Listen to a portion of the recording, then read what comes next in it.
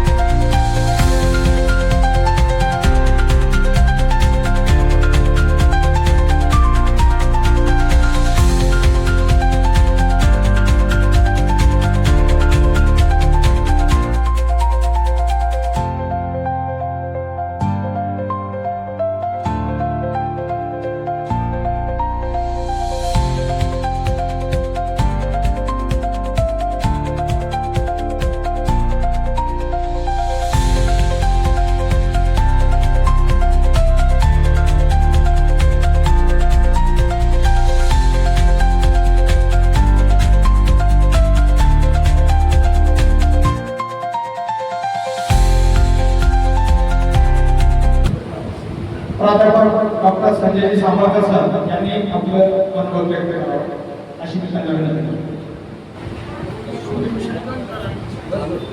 आज समारंभ आहे, या उद्घाटन समारंभाला आवर्जून उपस्थित असलेले म्हणजे आपले सर्व मान्यवर, नंतर दणके परिवार या एका उद्योग क्षेत्रामध्ये या ठिकाणी पदार्पण करत आहे. सर्वप्रथम मी त्यांची साड्या वाजवून आपण सगळ्यांनी कौतुक करावं.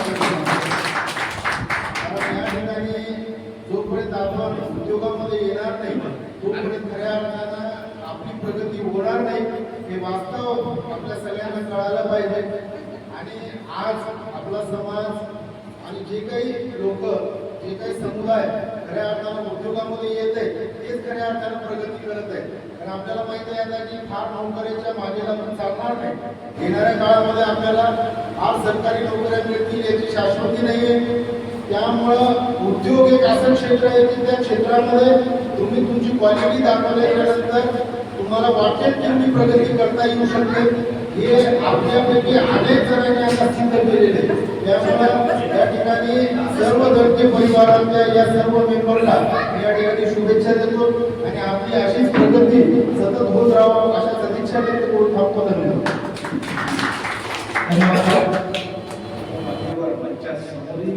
आमच्यापेक्षा ज्येष्ठ असलेले मान्यवर आणि आपले राहुल दणके आणि त्यांचे बंधू म्हणजे किशोरजी दणके यांनी या कुटुंबाला एक चांगली दिशा दिलेली आहे. मला असं वाटतं की या दणके परिवाराचं आपण मनपूर्वक अभिनंदन केलं पाहिजे की त्यांनी व्यवसायाकडे वळण्याचा एक आदर्श समाजाच्या समोर घालून दिलेला आहे. आता या ठिकाणी आपण जी शब्दने यांचा हा हॉल आहे म्हणजे ते एक व्यवसायामध्ये आहे. गणेशजी तुपे त्यांनी एक पतसंस्था काढली, ते व्यवसायात आहे. हे चित्र फार चांगलं आहे. आपण असं म्हणतो की आपल्या समाजाची लोकसंख्या जवळपास 40 लाख आहे. 40 लाखामध्ये 10% तरी कर्मचारी आहेत का? 4 लाख कर्मचारी आहेत का? तर नाही. 1% कर्मचारी आहेत का? तर तेही दिसत नाही. 40,000 सुद्धा संजय सामळकर दिसत नाही. मग नोकऱ्याच्या पातळीत पडणे या विषयाकडे माणसाने शिक्षण हे शहाणं होण्यासाठी घ्यायचं असतं, नोकरी लागण्यासाठी नाही. आपल्या किशोरजींनी, राहुलजींनी, त्यांच्या बांधवांनी समाजाच्या समोर हा एक चांगला आदर्श ठेवलेला आहे की आपण चांगलं शिक्षण घेऊ आणि चांगला व्यवसाय करू. आणि हा व्यवसाय सुद्धा इतका भरभराटीला यावा की दणके परिवाराकडे पाहून समाजातल्या इतर तरुणांना उद्योग करण्याची ऊर्जा मिळावी. यासाठी मी या सगळ्यांना मनपूर्वक शुभेच्छा देतो. आणि आपण या व्यवसायाच्या उन्नतीसाठी, हा व्यवसाय मोठा करण्यासाठी बँकेचे कर्ज घेऊन मोठं व्हावं. फक्त कर्ज महामंडळाच्या कर्जाच्या भानगडीत न पडता बँकेचं कर्ज घ्या. बँकेचं कर्जाची परतफेड करावी लागते आणि जो कर्जाची परतफेड करतो तो 100% चांगला व्यवसाय करतो. माझी तुम्हा सर्वांना नम्र विनंती आहे की फक्त या कार्यक्रमाला येऊन न थांबता हा कार्यक्रम चांगला झाला आणि दणके परिवाराने एक नवीन आदर्श समाजाला दिला हे आपल्या समाजात कळू द्या, आपल्या मित्रमंडळीत कळू द्या आणि उद्योगाकडे वळा. आता जो उद्योग करेल त्याचंच भवितव्य चांगलं आहे. हे नवयुग आहे. आपण स्वतःला बदलूया आणि दणके परिवाराला सर्वांच्या वतीने मनपूर्वक शुभेच्छा देऊया. मी लहुजी साळवे कर्मचारी कल्याण महासंघाच्या वतीने, विश्व हिंदू परिषदेच्या वतीने, लहुजी साळवे विकास परिषदेच्या वतीने आपल्या सर्वांना खूप खूप शुभेच्छा देतो आणि थांबतो. धन्यवाद. आज व्यासपीठावरील सर्व समाजातील आणि वेगवेगळ्या क्षेत्रातील मान्यवरांच्या उपस्थित अतिशय उत्साही वातावरणात संपन्न होत असलेला आजचा हा तिरुपती ब्रिजचा भव्याचा शुभारंभ सोहळा. आणि या सोहळ्यासाठी खरं तर सर्वच क्षेत्रातील मान्यवरांनी या ठिकाणी आपली उपस्थिती दर्शवलेली आहे.